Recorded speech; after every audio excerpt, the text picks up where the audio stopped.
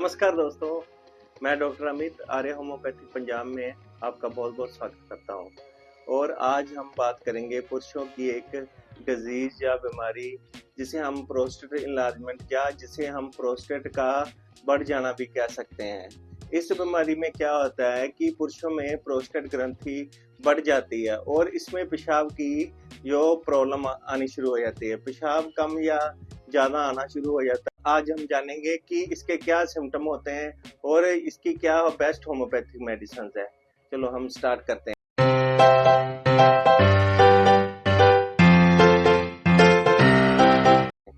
और दोस्तों, अगर आप मेरे चैनल पे नए हैं तो प्लीज़ मेरे चैनल को लाइक शेयर सब्सक्राइब करिए और नीचे कमेंट सेक्शन में कमेंट करना ना भूलिए।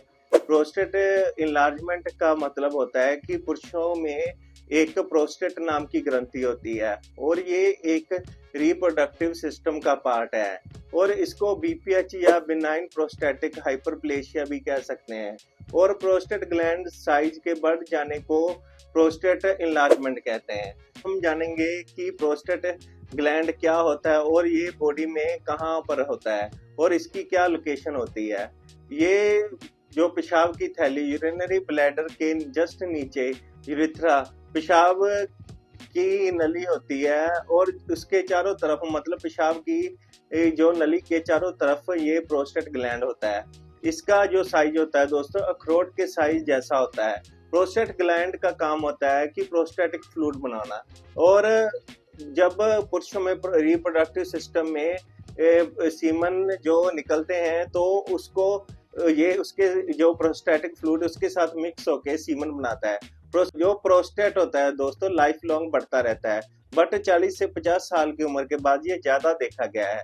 इसमें कई प्रॉब्लम्स आती हैं, जैसे पेशाब नली के चारों तरफ ये ग्रंथि ग्लैंड का साइज बढ़ जाता है तो पेशाब नली दबनी शुरू हो जाती है और कई तरह की तकलीफ होती है। पेशाब अच्छी तरह से नहीं आता, मतलब कि कम आता है और जैसे धार नहीं बनती, पेशाब रुक रुक के आता है। प्रोस्टेट क्या है? प्रोस्टेट की ग्रोथ दो तरह की होती है। पहले प्रोस्टेट ग्लैंड के अंदर की तरफ ये ग्रोथ शुरू हो जाती है, मतलब सेल बढ़ने शुरू हो जाते हैं। ये एक बीपीएच होती है, मतलब ये नॉन कैंसरस होती है। और सेकंड जो प्रोस्टेट में ग्रोथ होती है आउटसाइड होती है, जो पीछे की तरफ या बाहर की तरफ होने लगती है। इसमें क्या होता है, ये दोस्तों कैंसरस होती है और हमें इसका जो डॉक्टर से एग्जामिनेशन करवा लेना चाहिए ये कैंसरस है या नॉन कैंसरस है। बट 80% केसेस में दोस्तों ये नॉन कैंसरस होती है।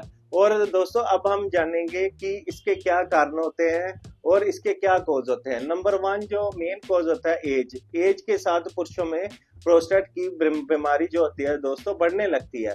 40 से लेकर 50 साल की उम्र के बाद ये ज्यादा देखी जाती है। और नंबर 2 कारण है हार्मोनल इनबैलेंस। दूसरा जो कारण है कि हार्मोन इनबैलेंस, एस्ट्रोजन हार्मोन जो होता है कम होना शुरू हो जाता है और ईस्ट्रोजन हार्मोन बढ़ने लगता है और इसका कारण भी ये होता है कि प्रोस्टेट इनलार्जमेंट हो जाता है। और नंबर 3 जो कारण होता है जेनेटिक कॉज। अगर किसी पुरुष में उसके फादर या ग्रैंडफादर या दादाजी को ये प्रॉब्लम हो तो उनमें भी ये हेरिडिटी थ्रू आ सकती है। अब हम जानेंगे कि प्रोस्टेट इनलार्जमेंट के क्या सिम्टम होते हैं। और पहला जो सिम्टम होता है कि यूरिथ्रा पेशाब नली को जब प्रोस्टेट ग्लैंड जिसका साइज बढ़ जाता है वो दबाने का जो काम करने लगता है और दबाने लगता है, कई सिम्टम आने शुरू हो जाते हैं। पेशाब कम आना शुरू हो जाता है, पेशाब करने में तकलीफ होती है और पेशाब की धार कम होनी शुरू हो जाती है। पेशाब रुक रुक के आना शुरू हो जाता है और पेशाब का प्रेशर नहीं बनता और पेशाब नहीं आता और पेशाब बूंद बूंद करके आता है। और कई बार क्या होता है दोस्तों, जब पेशाब करने जाते हैं पेशाब ड्रॉप्स जो कपड़ों पर भी लग जाती है और पेशाब करने की फ्रीक्वेंसी बढ़ जाती है और नाइट में पेशाब करने के लिए बार बार उठना पड़ता है और पेशाब करने में कंट्रोल नहीं रहता और जल्दी जल्दी पेशाब करने की ज्यादा लोग अर्जेंसी करते हैं। और कई केसेस में पेशाब करते टाइम दर्द भी होता है और खून आना भी शुरू हो जाता है। और प्रोस्टेट बढ़ने से और भी कई प्रॉब्लम आ जाती है, जैसे इम्पोर्टेंसी, जो सेक्सुअल वीकनेस आनी शुरू हो जाती है और कई केसेस में रीनल फेलियर जैसी प्रॉब्लम भी आ जाती है। और इसका जो एग्जामिनेशन, जैसे फिजिकल एग्जामिनेशन से डॉक्टर जो टच करके पता कर सकते हैं कि प्रोस्टेट ग्लैंड कितना बढ़ गया है। और दूसरा जो एग्जामिनेशन होता है अल्ट्रासोनोग्राफी, अल्ट्रासाउंड से ये पता कर सकते हैं कि प्रोस्टेट इनलार्जमेंट हो गया है या कितनी इसकी ग्रोथ हो गई है। और एग्जामिनेशन से पता कर सकते हैं कि ये प्रोस्टेट इनलार्जमेंट कैंसरस है या नॉन कैंसरस है। अगर हम ट्रीटमेंट की बात करें तो एलोपैथी में ये इसका ट्रीटमेंट होता है दोस्तों, ये सिर्फ सर्जरी रिकमेंड करते हैं, बट होम्योपैथी में इसका बहुत बढ़िया ट्रीटमेंट है। आज हम बात करेंगे 3 होम्योपैथिक मेडिसिन और एक होम्योपैथिक कॉम्बिनेशन के बारे में। और नंबर 1 जो मेडिसिन है कोनियम 30।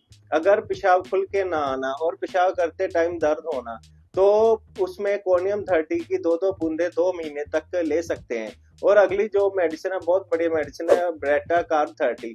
ये ओल्ड एज पुरुषों में, जो 50 साल की उम्र के बाद वाले पुरुष होते हैं जिनमें बॉडी में वीकनेस आ जाती है या मेंटली वीक हो जाते हैं, उनमें 2-2 बूंदे ये मतलब 2 महीने तक सुबह शाम ब्रेटा कार्ब 30 की ले सकते हैं। और नंबर 3 जो मेडिसिन है स्टेप्सिगेरिया 30।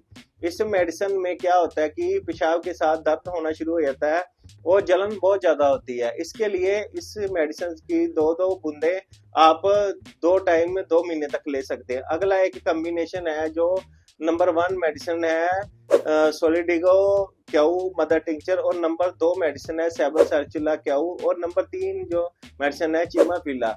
अगर इसको तीनों को एक बोतल में डाल के इसकी 20-20 बूंदे 2 महीने तक पीते हैं तो प्रोस्टेट इनलार्जमेंट में बहुत बढ़िया काम करती है। दोस्तों, अगर आपको मेरी ये वीडियो अच्छी लगी हो तो प्लीज मेरी वीडियो को लाइक शेयर सब्सक्राइब करिए और नीचे कमेंट करना ना भूलिए दोस्तों। और दोस्तों, आप मुझसे अगर ऑनलाइन कंसल्टेशन लेना चाहते हैं और भी किसी डिजीज या बीमारी के बारे में, तो आप मुझे व्हाट्सएप नंबर पे कॉल कर सकते हैं या मैसेज कर सकते हैं और मैं कोशिश करूंगा आपको बेस्ट ट्रीटमेंट देने के लिए। थैंक यू दोस्तों।